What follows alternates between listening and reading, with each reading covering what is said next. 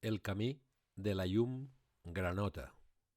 Bombeja Agustinet, columna 615.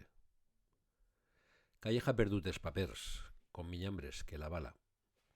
També d'en Vila, que no els tira. Mentrestant, el conseller delegat es lamenta que la Fundació fiscalitze cada pas que dona per a fer-se en un percentatge que el farà de facto propietari del club, en les accions de 135 euros rebaixades a 80. En este context general, Calleja li diu a Ayats que vol l'ascens més que ell i el periodista li puntualitza, com faria qualsevol llevantí, que ni de broma. Poc abans, Minyambres en renyia per no ser conscients de qui som i on estem i es mostrava l'autèntic camí de la llum granota, la cabotà.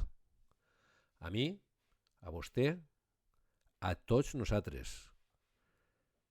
El mateix Minyambres que ha empitjorat l'equip després del mercat d'hivern per alliberar un poc de massa salarial encara que no sap què farà en ella. El club es deixarà la pell per rescatar a Campanya en una plantilla que té a Lozano, a Álvarez, a Pablo, a Oriol fins i tot. No poden cessar a Calleja perquè no hi ha diners, però per a Campanya sí que n'hi han. Tot encaixa. La marxa de Bezo no té un altre sentit que fer lloc al Sevilla, encara que Minyambres no sap si la Lliga ho admetrà. El Llevant ha abusat del nepotisme i el caciquisme. Això ha forjat una cultura del club, un club familiar, diuen, en escàs nivell d'exigència. Es detecta en tot, en cada racó d'Orriols.